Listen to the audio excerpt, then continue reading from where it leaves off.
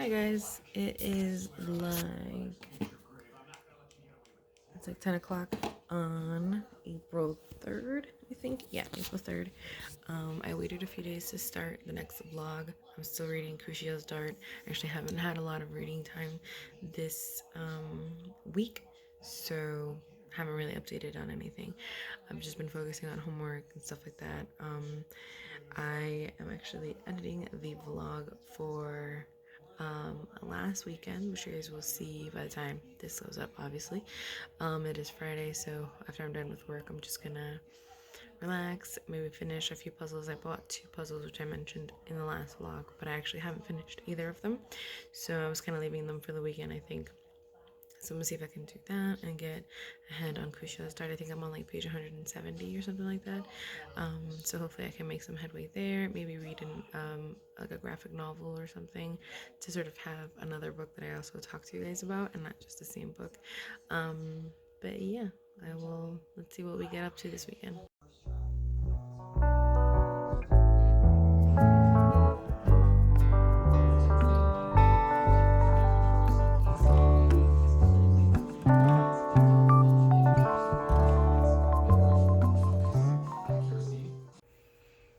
Hi guys, so I am doing a little bit of homework and I just had to watch a talk given by Robin DiAngelo, who is the author of the nonfiction book White Fragility, Why It's So Hard to Talk to White People About Race.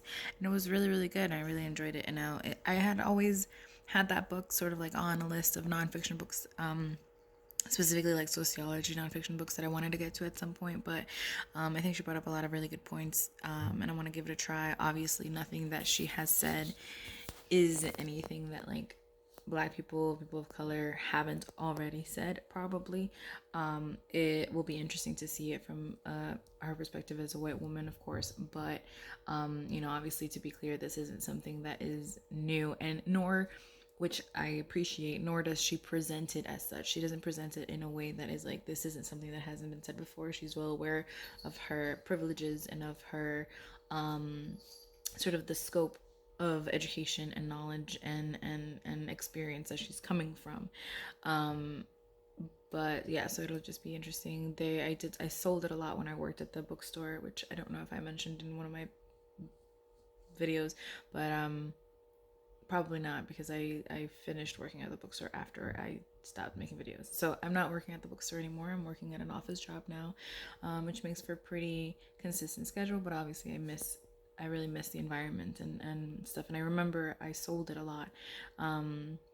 So yeah, I think that my library, I think Libby has it, so I might put a hold on it whenever it is available. I think something that I've noticed is that I am allowed less holds now, and I think it's just because there is such an increase in like virtual and online library resources, such an uptick in like interest, that in order to, I guess, try to have as many people be able to take advantage of them, they're limiting. So the New York Public Library system seems to be limiting how many holds you can put on books, I guess, to allow for more people to be able to put books on hold, I guess. But I mean, I guess you could just have, maybe it's also to prevent like the lines from getting too long, I don't know. But I have noticed that like even as a book becomes available, I should like before that would have been I had another hold that I could put on, but now it's still telling me like you've reached your max, which now seems to be 3. It's whatever. I understand why they're doing it, but yeah, I think I'm gonna put a hold on it. If you have any book suggestions that are similar to that, especially if they're written by people of color, please leave them down below. I would love to take a look at them. Hey guys, it's like 10 o'clock on Friday, April 3rd, and I just did like a 45-minute yoga session.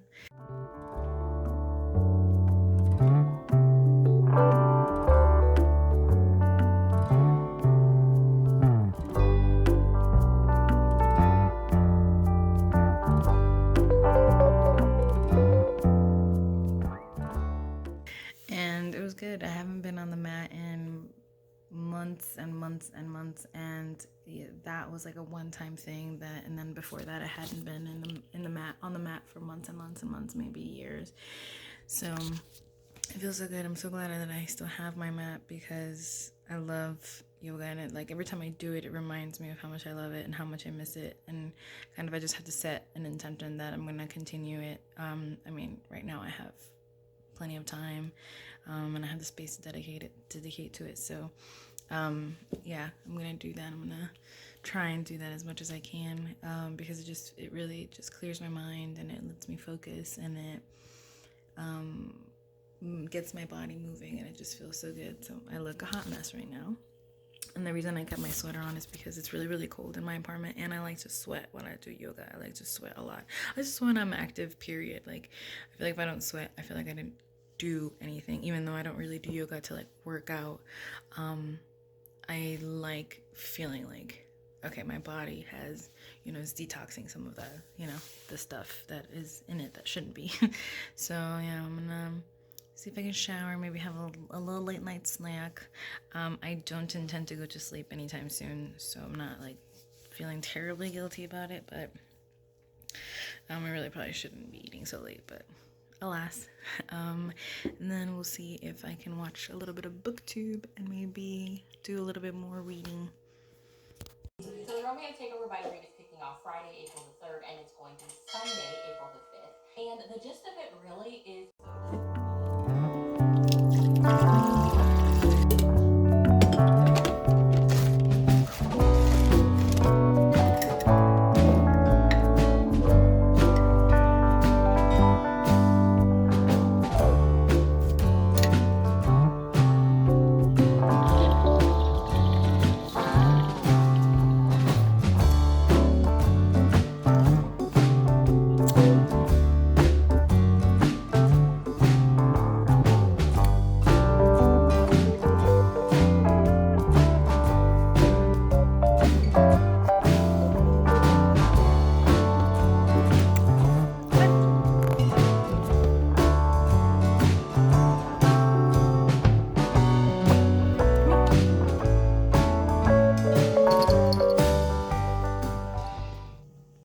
Hey guys, it's like 1:45 on Saturday, and I'm still listening to Kushiel's Dart on audiobook, but because I'm using my phone for the audiobook, I can't really film. It's not gonna let me film and listen at the same time. But just so you guys know, that's what I am listening to. But I'm also doing a reread of Harry Potter and the Sorcerer's Stone, so I'm listening to that on audio, but I'm gonna read a few pages as well. And I also, a few months ago, I got from Scholastic these middle grade graphic novels. So it's Catwad, It's Me, and Catwad, It's Me Too. And I'm gonna see if I can read those today, because they just seem really cute and funny and silly, and I've had them for a while, so I'm gonna read them really quickly. And yeah, I am definitely feeling like I'm getting again into the mood of reading. Watching booktube has really, which I had also stopped doing, has really kind of put me back in that mood. Filming has gotten me back in the mood, because I'm gonna use my phone for the foreseeable future if I'm able to find the stuff for my camera. Until I can find the stuff for my camera. So I bought a little tripod and a little light for my phone. So I'm like getting into the groove of it again. It's making me feel a little bit better. And yeah, just like I can feel my mental health like getting a little bit better, which is good. So yeah, that's that. I just actually saw this thing on Twitter, which was like, we are in an active traumatic situation, and the way that your body is reacting is normal, and that you have to be graceful and allow yourself to just be who you're being, and obviously, take steps to make yourself feel better and to improve in whatever way you can, but also just like be patient with yourself. And when I was doing yoga yesterday, she said, don't be judgmental, just be aware, like take notice, but not provide judgment. And I really like that. And yeah, I'm trying to take active steps to make myself feel better, and to just recognize that this for now is going to be our foreseeable normal, for the foreseeable future. So then I just have to take time with myself and like be patient and do the things that make me happy. And if I have to take a nap, I'll take a nap. If I take 3 naps, I'll take 3 naps. And just kind of like just be with myself and accept myself in the way that it is manifesting itself. So yeah, that is also my advice to everybody.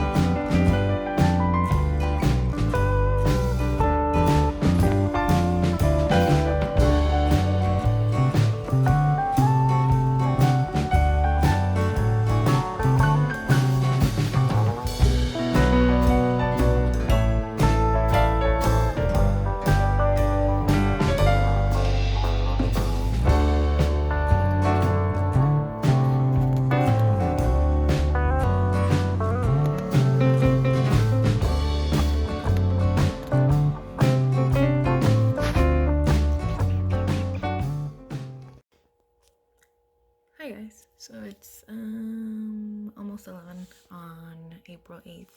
I haven't really spoken to you guys very much lately, but it's because I really haven't been doing much reading. I'm still rereading Harry Potter. Oh, I did finish the 2 Catwad graphic novels, and they were cute. They were silly and funny. Good for kids. I mean, I probably won't keep them or anything like that. They're not really memorable, but if you have kids, it might be funny and a silly kind of little thing. They're each, there's just like different spreads. There's not really a story or anything like that. It's just like little tidbits of the life of these 2 cats who live together and are friends. So yeah, they're like, I give them 3 stars.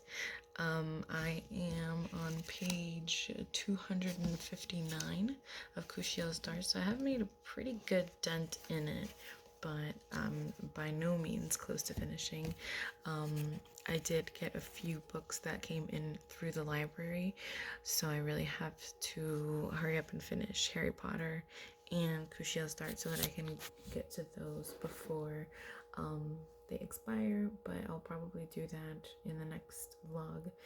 This is another one of these, like, did it really have much of a point, but I think that's kind of just, it's just a slice of life right now in this quarantine lifestyle. But yeah, thank you guys for watching. I will upload this and start to film another one. I think this is just kind of how I'm gonna film for now.